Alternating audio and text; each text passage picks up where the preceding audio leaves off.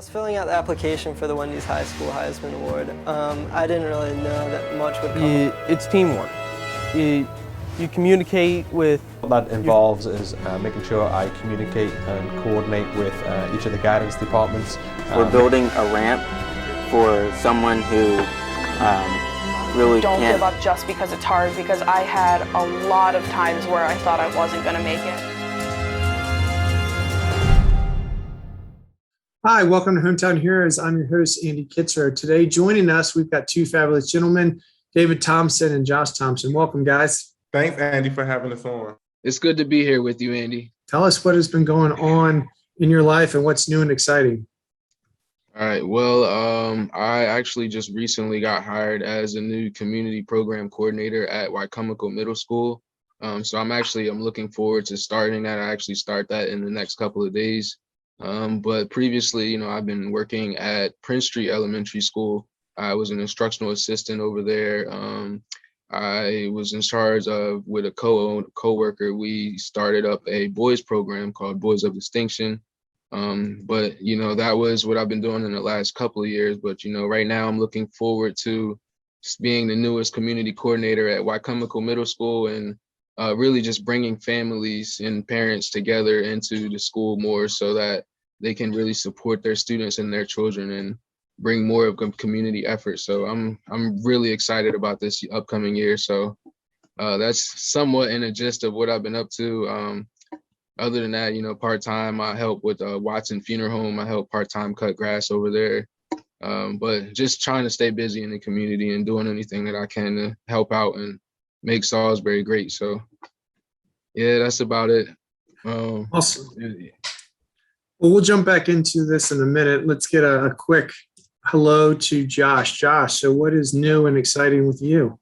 Yeah, well, past couple of years, the biggest thing was I'm a spring 2019 graduate of Hampton University. After that, I just jumped right on in. I relocated to Washington, D.C., where I currently live now. I just finished my first semester of grad school at George Mason, where I'm pursuing my Master of Public Administration. And then I just ended, I was on the campaign team for a mayoral campaign in DC. I was the Ward 4 organizer, so I helped out a lot with that in the city. The campaign, the primaries just ended. And then as a current field of work, what I do now, I work on the global government affairs team for a tech company. So I'm working for people in the state, federal, Latin America, Europe, China, and India. So I've been fairly busy and I have more things coming up. So you all stay tuned because I cannot announce it right now, but when the time comes, I will. Awesome. Well, we're going to dive into a few of these things, but I was jotting down a couple of things. You both are kind of serving the public. One is getting a public administration, master's in public administration, and then Josh, you are working in the school system. So talk about a little bit how you got drawn into the school system, David, and what made you want to be an instructional assistant. And then now you got this great new job as a community coordinator. What drew you into education? So, yeah, that's a somewhat of a long story, but to make it, decently short, I have a Bachelor of Science in Sport and Exercise Science. I went to Gannon University in Erie, Pennsylvania. That's where I lived with my grandparents up there, and they have been a huge influence in my life. My grandfather he was involved in education. That was part of the reason why I was able to receive the free tuition or tuition remission from Gannon. So between my grandfather and then my dad is, Mark Thompson, and he's heavily involved in the community. I've always grown up, at the Salvation Army, helping out. And so I think just being involved and then sort of following in my father's footsteps, that sort of led me to, after I graduated college, I worked at Hope Paper Company for about a year. And then I transitioned into the school system as with WISE program. WISE program is an after school program, which is awesome.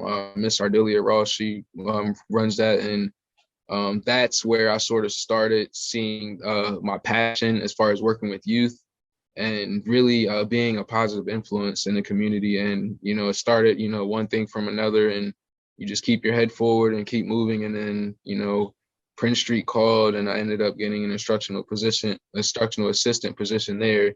And I've been there for the last about 4 years. And, just being involved, always being willing to help out wherever needed. I know Prince Street had the Ron Clark house system, and that was awesome, which just really involving being able to communicate with everyone. And so throughout that, I realized that, that passion working with youth.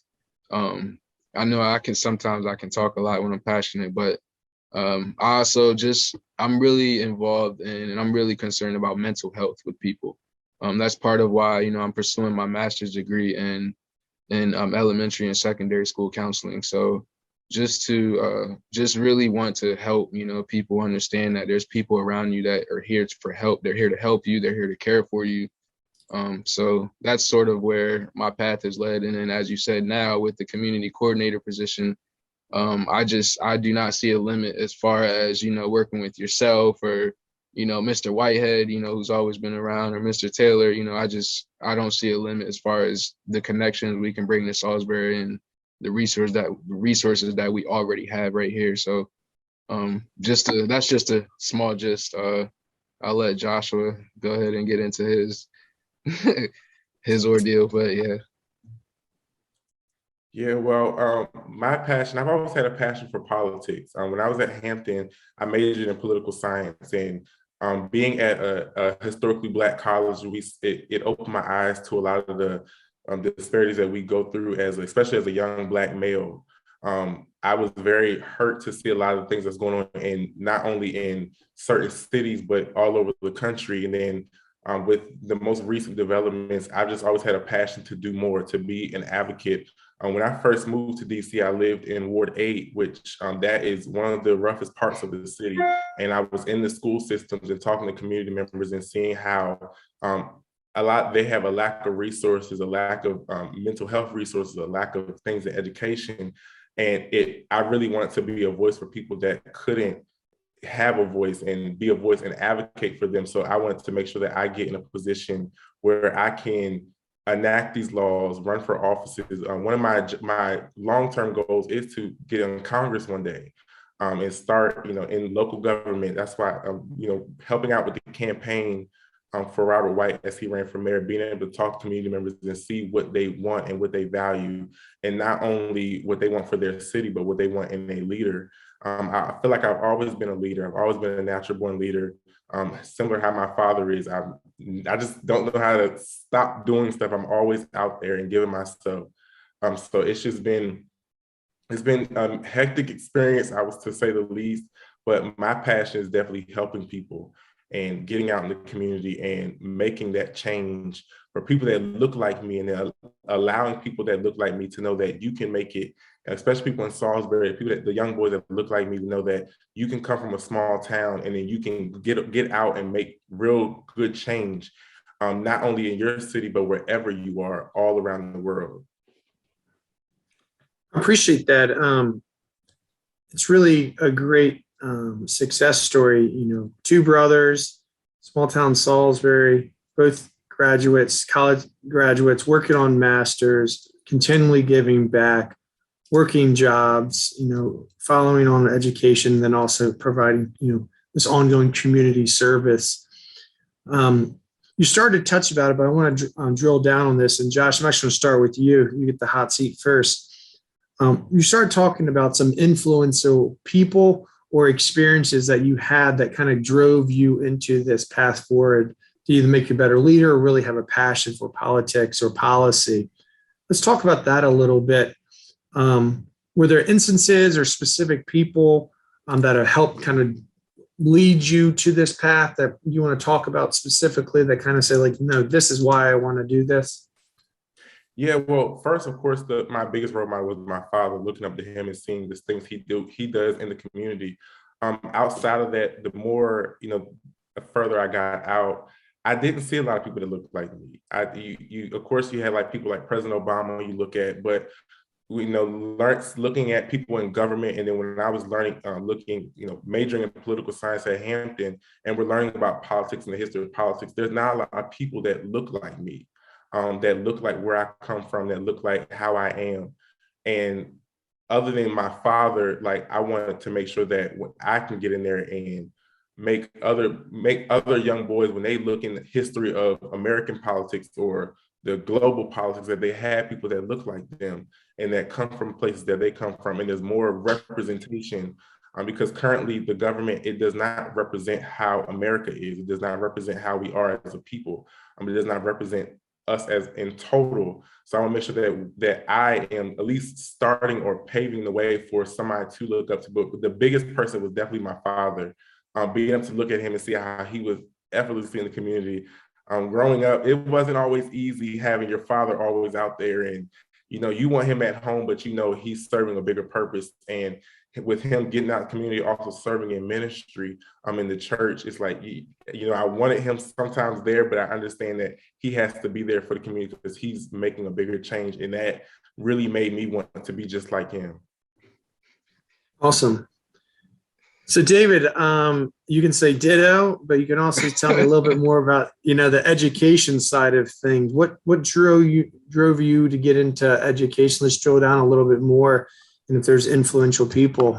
But then also, next part, I'm going to talk about a little bit of the community service, setting up that Boys of Distinction. What kind of got you into wanting to do something like that? So if you want to put all that together. Oh, definitely. So that's just listening to my brother. And like you said, I think to start with my dad, Mark Thompson, he's been probably one of the biggest influences in my life. It's funny how, my dad, my brother, he's talking about how he's been always involved in the community and, different committee boards. And a lot of times sometimes I just want to put it out there that, sometimes as, a preacher's kid or, a person of, fathers in a ministry and, in the community a lot of his ministry somewhat falls onto his family and his children. So that's why I said a part of the biggest influence is, I voluntarily, voluntold, but at the end of the day, I appreciate every experience that I've had because it's made me who I am today. As far as that, I've known Paul Butler. He's a director of communications at the board right now. And, just meeting through my dad, meeting Paul Butler through years ago, meeting connections like that, I think has helped made me realize more of my potential. I will add, I did not always think that I would be in a position that I am today. When I was in college, I struggled a lot. I will put it, I was on academic probation. I didn't know exactly what I wanted to do at the time, but, that's what I want to put out, especially with my brother said, as far as these young boys going into the boys program, is that there is an opportunity out there.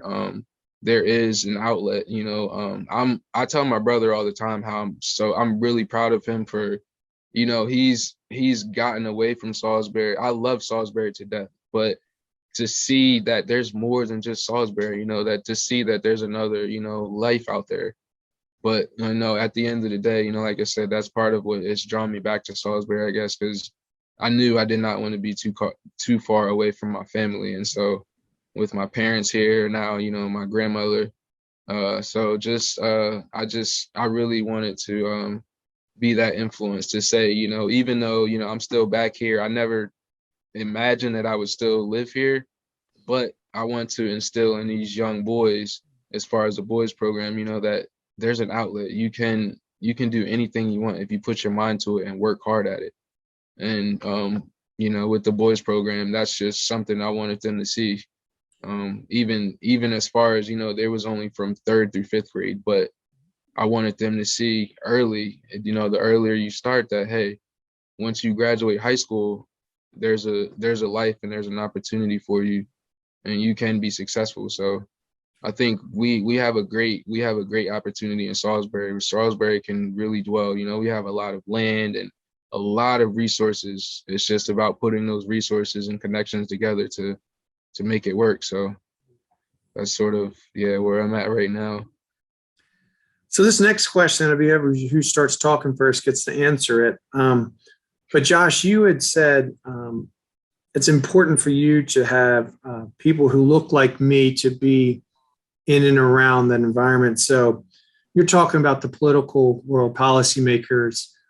David, if you echo that same sentiment, people who look like you in the classroom or in the school system, why is that important to the young boys or the community at whole to have, people of color or men just in general, people, as you said, look like you, there to see them in those positions of authority or positions of influence in education or in the political world? So whoever wants to dive into that first.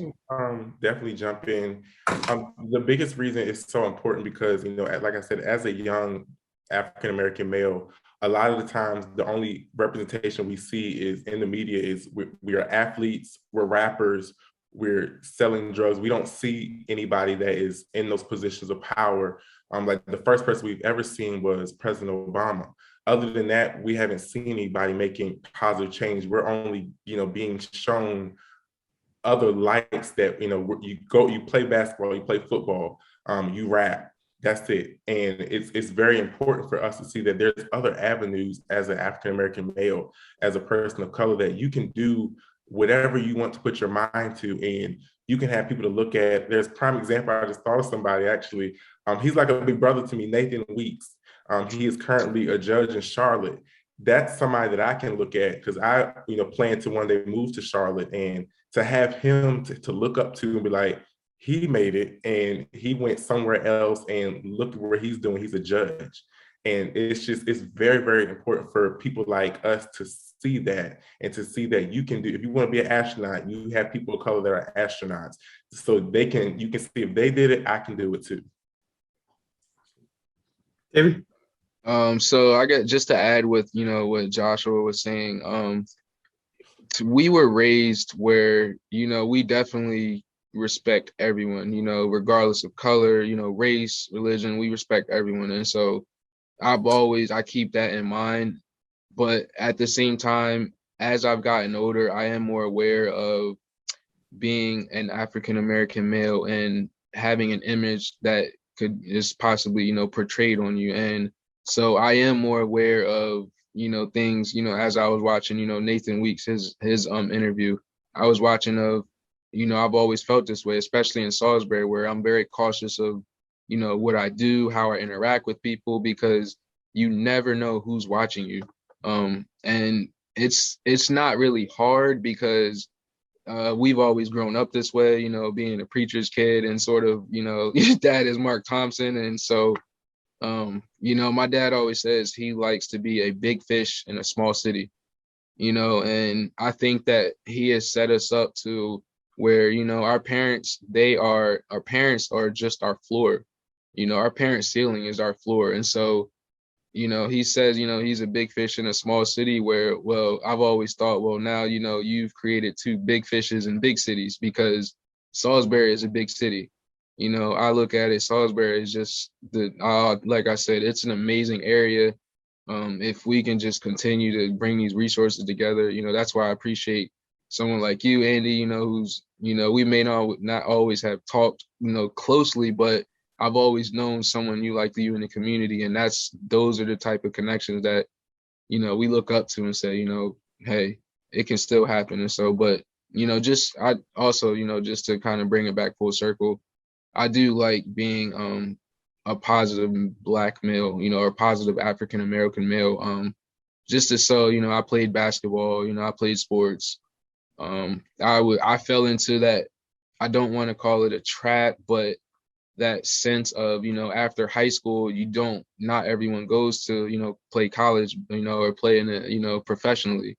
And so that's something that I personally struggle with, and also something that I want to get back to say, not everyone's going, to play professionally, but there's still plenty of outlets. There's plenty of options. We just have to expose our kids to it. Exposure, that's the biggest thing. So, so I love, being able to be that type of person where I know they look up to me, and you don't have to be the rapper, but, you're still making an influence and being a difference. So, yeah. That's awesome. I do have to give your dad props though. When I was 22, fresh out of college, your dad was one of my mentors too. So, I mean, it was great being able to, look up to him and now be kind of seen as a colleague of his and work with him. So yeah, kudos to you guys. It must have been an awesome upbringing, but yeah, it's pretty Just cool. to, I mean, you don't, I didn't think you were too much over 30. So, I mean, to say 22 and like, oh, that was, because like I remember, with the leadership program at Salisbury University, things like that was a huge influence. I remember you there, Nathan was there, George Whitehead, just those were things that they really opened our eyes to, wow, like there's so much out there than just the street that I live on, or, the four walls that I live in my house. So it's literally like that exposure, like we really, if we can expose our kids to say, hey, there is a world out there, you find what your passion is and go do it and go live it. And, one step at a time. And the biggest person that, to me, that also with Davis mentioned about exposure, my mom played a huge intricate role because she exposed me to Hampton. She's not from Salisbury, she's from DC. Her side of the family is all from DC.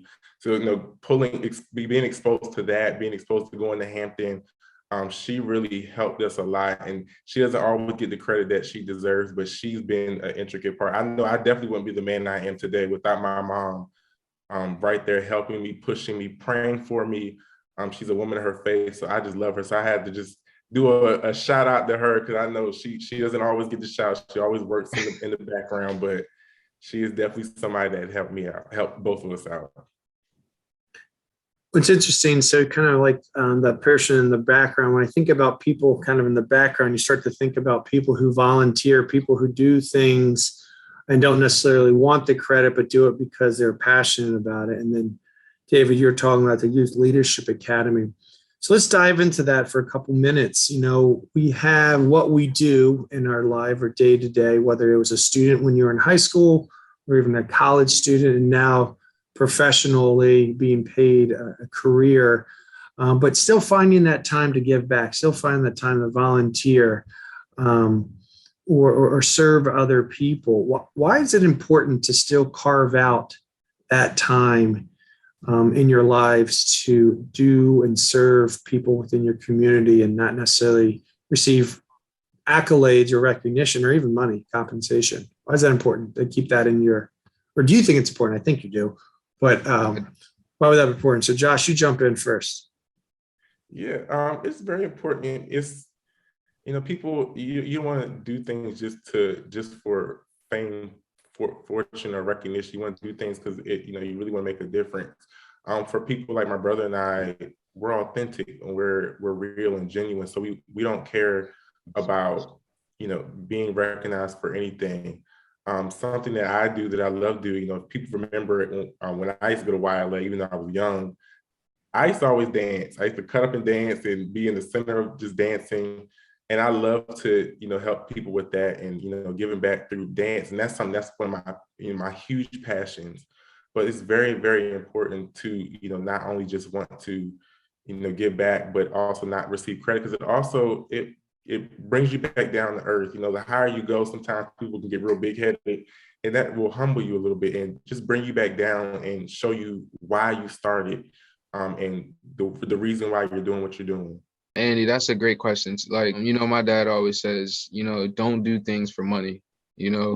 Money will always be there. And, I guess maybe that's something that has been instilled in me and, us, but like you said, part of, starting the boys program, I've never want to brag about anything, but it's something that myself and my other coworker, Wendell Hitch, we weren't paid for it.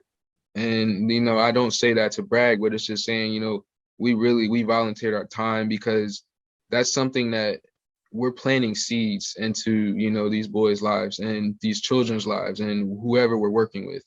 We're planting seeds, and you never know the work that you're doing and how it's going to change the world or change, one person's life. And, I've always said to myself, I always feel like I'm going to be someone that has great influence in this life. And I don't exactly always know how, but I know, just like you just keep your head up with faith and the right connections and continuing to be kind to people. I think that's what life is about.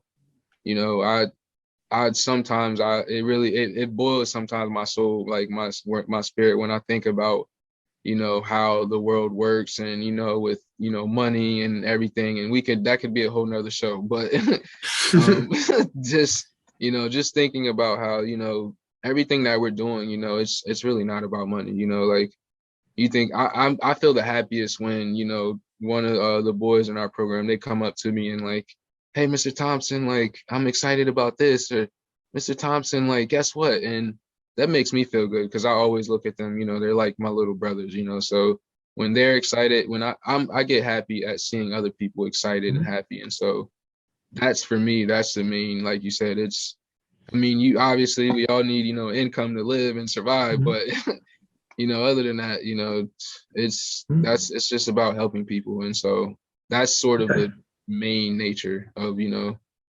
where we're at and who I am. So that's awesome. So last question I have for both of you, kind of getting a little bit more sentimental. We've talked about your father a little bit, and David, you talked about Josh a little bit, but let's dive into that. I got both of you on here. It's an opportunity to brag on each other a little bit.